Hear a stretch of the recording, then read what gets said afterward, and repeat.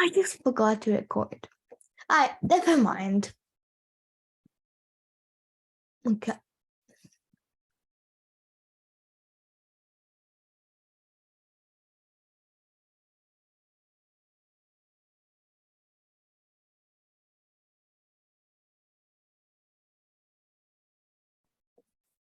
Okay.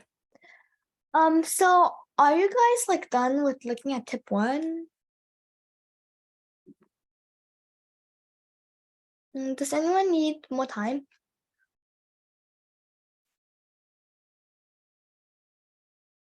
I'm not done, but it's fine. Okay. So I'll give you guys like 1 or 2 more minutes and yeah.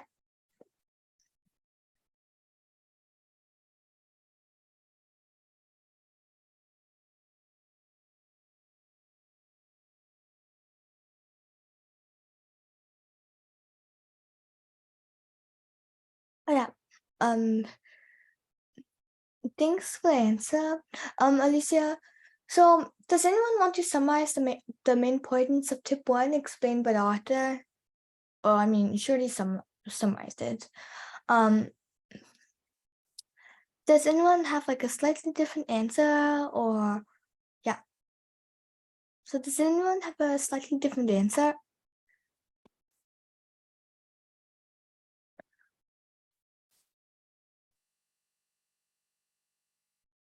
Okay, thank you, Kristen. Yeah, so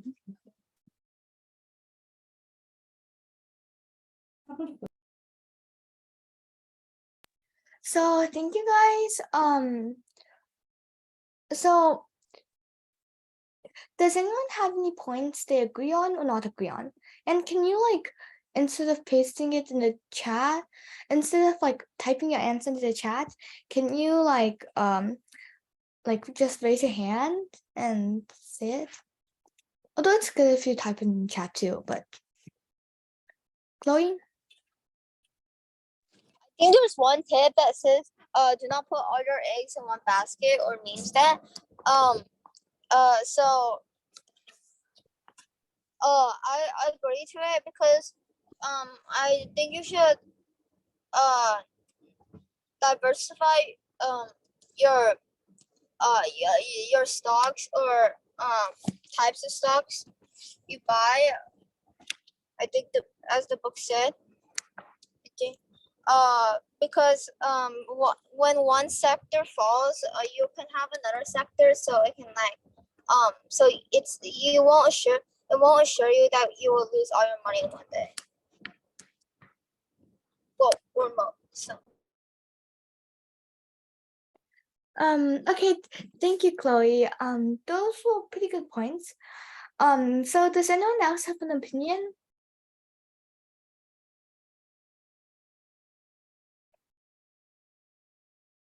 Okay, so yeah. Okay, so right here, I'm gonna just like get some. I'm just gonna talk about some examples of buy and hold strategies where it might work, it might not work. Generally, the buy and hold strategy like works. But as you can see from this chart, this is like a chart of SPY. Okay, so as you can see here, here's a time period of 2000 to 2010. If you use $10,000 to buy SPY in 2000, and use the buy and hold strategy, you would have ended up with about $8,000 in 2010. And why do I hear an echo again? Okay. Well, so as you can see from here, sometimes the buy and hold strategy doesn't work like a lot, especially when the market is always constantly going up and down, up and down.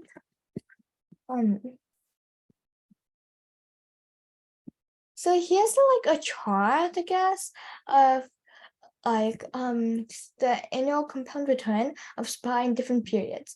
So as you can see, from 1946 to 2012, SPY had a return of 6.4%. From 1946 to 1965, it had a return of 10%. From 1966 to 1981, it had a return of negative 0.4%, etc.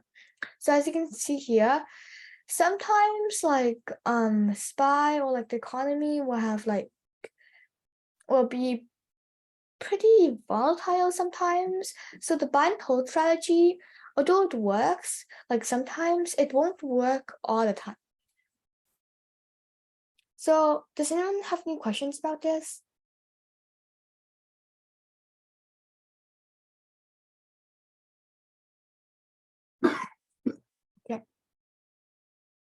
Okay. So here's just like kind of this is an open question, okay? So here's a chart of Verizon, okay? So let's say you bought a few shares of Verizon. Let's say you bought a few shares of Verizon maybe 5 years ago. Okay, when's that? 2018. So you bought a few shares of Verizon in 2018 and you used the buy and hold strategy. So you bought it around like $42, okay? And so you basically bought a few shares of Verizon because you were confident that it would give you high gains and high returns. And yeah, so let's say you use the buy and hold strategy, okay? And you held it and it was going pretty well. And then around 2021, it went down. So now you're in 2023 and one share of Verizon is about $33 now. So in this scenario, do you want to buy and hold Verizon? Like, do you want to hold Verizon again, or do you want to sell it? Because if you sell it, you would still lose money, but if the stock price of Verizon continued to go down, you would save some like money.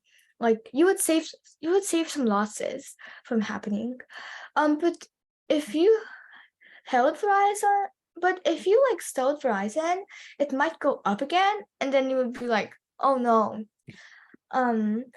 If you held Verizon on the other hand, it might go down and you might like lose even more money.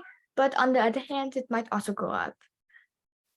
So does anyone have any opinions on what they would do? Or like how they would, yeah. You can even think out of the box here. Chloe? I think like you should like look in the news, like look through the fundamentals and maybe technical analysis, and then look through what's happening to the company, and maybe they acquire a new company and then you think it's gonna gain. So it's really on you. It's like if you have confidence that it will gain, then and you actually look through the information, then I think you should buy it. But if you think it you're not confident and then you think it will lose, then I think you should. Yeah, excellent, Chloe. So Livia, do you have like another opinion? I would probably hold it because every stock goes down sometimes, and it's not like Verizon is an outdated thing that's from the 1940s, and it's gonna help you some way. And I think it's gonna go back up because 2021, I feel like that was still during COVID. And that's like when it all started going down. And like COVID's not even a big problem right now because they have shots and everything. So I would just hold it. Yeah, great, Livia. So these are all like really good answers. Does anyone else have an opinion?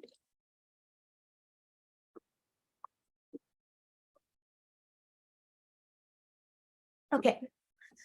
So personally, it would depend. It would like depend on like if Verizon had some major changes or anything in its company.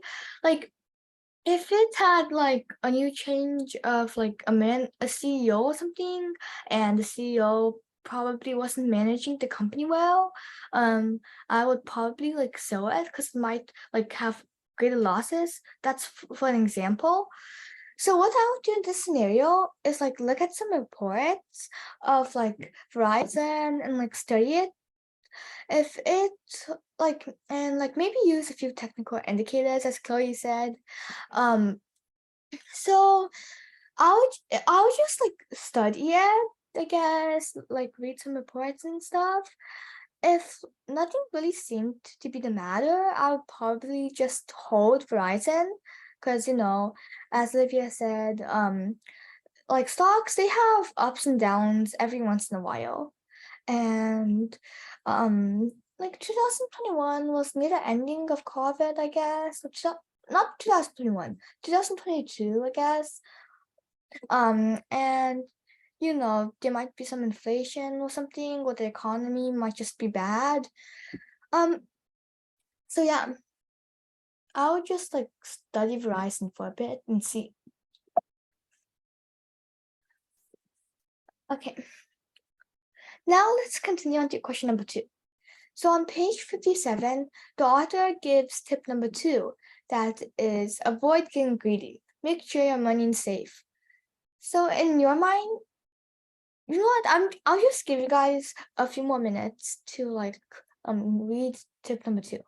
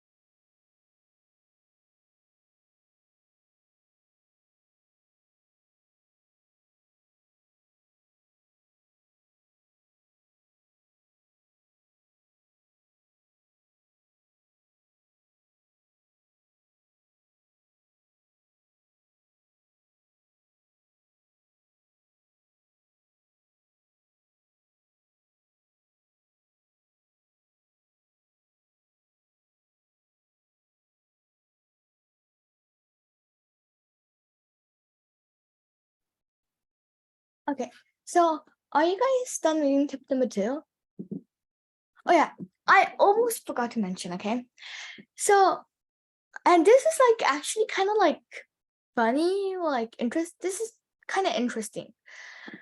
So basically, Verizon, oh yeah, and Isabella, do you have a question or do you have an answer? An answer. Okay, but can you wait a minute? Okay. So here's something really interesting, okay? So back in like about 2018, Verizon, right? Warren Buffett bought some stocks of Verizon, and then a year later in 2019 he sold it, like right where it's like, and it's in a pretty high point. Okay, and it's like highest point here. Well, well, like he must have sensed something was wrong with Verizon, because then like a few years later it went down a lot. But by then he'd already sold it and made a lot of money. So that's actually kind of interesting. He probably predicted that Verizon would go down in the future, like in the near future, and sold it. Okay, so now let's go back to question number 2. Isabella, do you have an answer? Yeah, so you can use like those accounts, like saving accounts. Basically, you put some money in, and then it's like this rule: you have to keep a certain amount of money in there.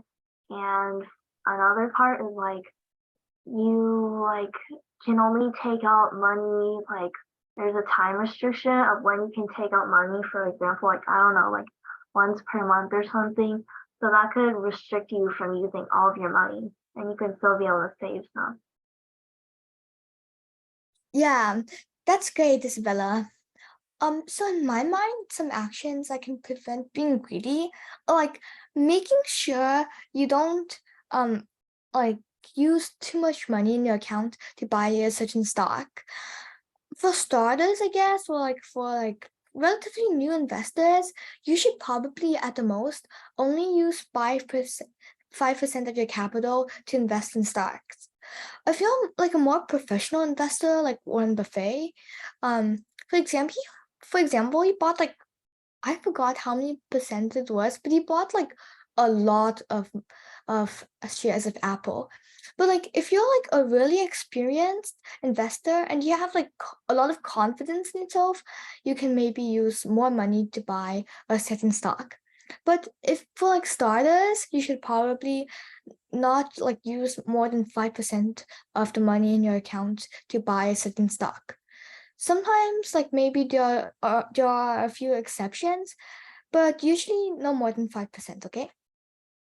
And Chloe, do you have a question or answer? So I have an answer. I think the author said like avoid getting greedy in the book. Maybe it was later than tip 2, but that when you see a stock rise, do not rise like 10 or 20%. Do not like go immediately buying more stocks, because the stock market's is really unpredictable.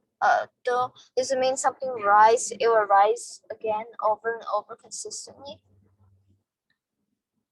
Yeah, that's another really interesting point, Chloe. Great. Um, so yeah, these are all like really good points. And on the next page, I'll show you an example, okay? So do you guys know about the Corporation Fund? Okay, so there's a stock I bought in the Corporation Fund. It's called FTNT, okay? So this is a really, really, really good example. So here's the stock of here's a graph of FTNT. And you can see it's mostly just going up, right? And then around one day in August, like early August, in one day it plummeted 25%. And one day there was a loss of 25%. You can see here the stock price was all the way up here, and it was like steadily rising, and then just one day it dropped so much. So as you can see from the news here, for Fortinet stock or like FTNT plunged early Friday and dragged blah blah blah after the company said deals were being delayed due to uncertainty. Of course, I didn't sell the stock because this isn't really anything to worry about. Just some people panicked for like no reason and like sold off the shares. But as you can see here, you would have thought the Corporation Fund had a really big loss, right? But in reality, I only used about 0.4% of my money to invest in FTNT, like 0.4% of my money. So in reality, I actually didn't even notice unless like you look closer that FTNT lost like 25%. Because because it like I held like such little money in it that it didn't really make any difference in the portfolio. It only made like a 0.1% difference in the portfolio, like a 0.1% loss. Like maybe like $1 or a few dollars. So this is like a really good example. So does anyone want to share what they learned from this example? Chloe? Like I guess it's from a book, stocks doesn't mean the stocks is really hard to like be consistent for really long. really long time. So like as it rises a lot, it might go down a lot. Yeah, good, Chloe. One thing personally I learned. Does anyone else like have an opinion or anything?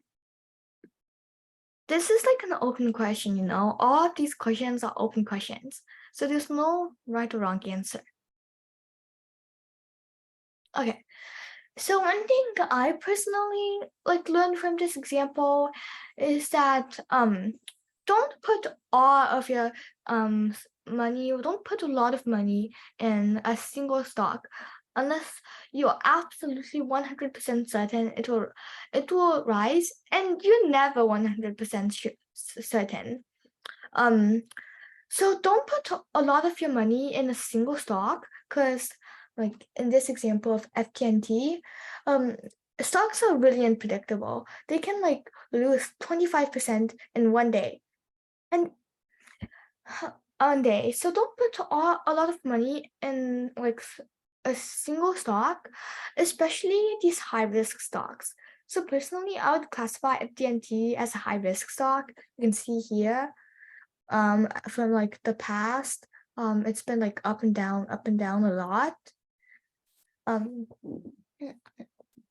So as you can see here, since I didn't buy a lot of shares of FTNT, my loss was like really small. So when you're buying high risk stocks, really don't buy a lot of them, okay?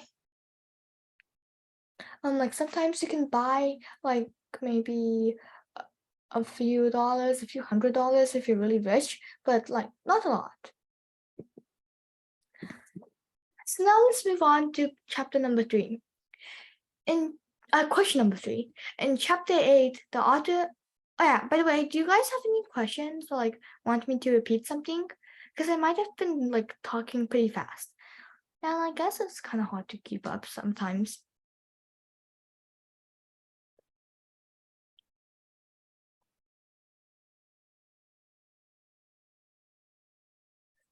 Okay. Well, okay. Now let's continue. So in chapter 8, the author gave several pros and cons of REITs, or like real estate investment trusts. So does anyone like remember like REITs from the book? Okay, just in case you don't remember that much, I might give you guys a few seconds to catch up. So yeah.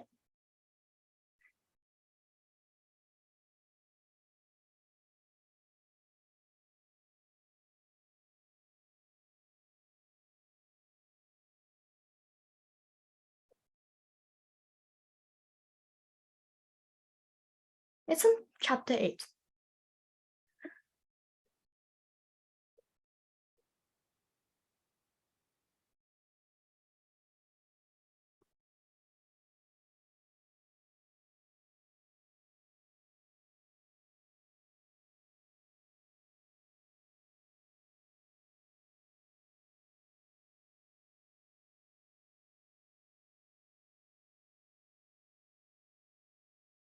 Okay, Alicia. I don't like the tax rates. Oh yeah, great. So speaking of that, let's move on to the questions. So thank you for answering, Alicia. First though, let's look at the first question though. So what pros of rates do you especially like? Like, does anyone have like something about rates they like? Like, seriously, nobody? Okay. Personally, I like that you don't have to buy a lot of, like with rates, if you want to invest in like real estate, you don't have to buy like a house or like a building or anything. You just have to buy like several shares of like and like then like it's like more convenient, you know. if you want to invest in real estate, you don't have to go to all that trouble to research the houses, buy a house, or like rent it out or something. And you don't have to like bother with all of the papers or like the people who rent your building or house or anything.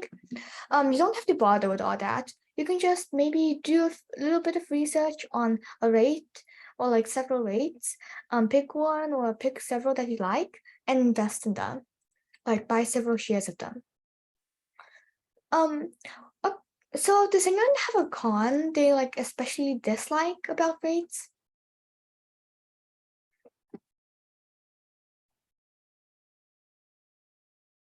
None?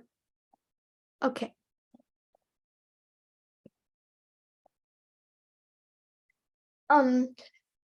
So personally, a con I especially dislike is that it has a lot like it's kind of like a mutual fund, so it has a lot of like rates and like some taxes and stuff, as Alicia said. But overall, I think I would like probably invest in some rates. I mean, they will still be worth something because it's like real estate, and usually, even though like rates might go up and down a lot, they're usually like overall pretty stable. So if I want to invest in real estate, I would probably invest in rates like more than just buying a building or something or a piece of real estate. So does anyone have any opinions about this? Or like, yeah. Okay, so overall, this should be odd. This should be like the end to this meeting. Does anyone have any questions? Okay, none? Okay. So this is like the end of this meeting. Thank you everyone for attending this meeting, and see you next time or see you next meeting. Thank you.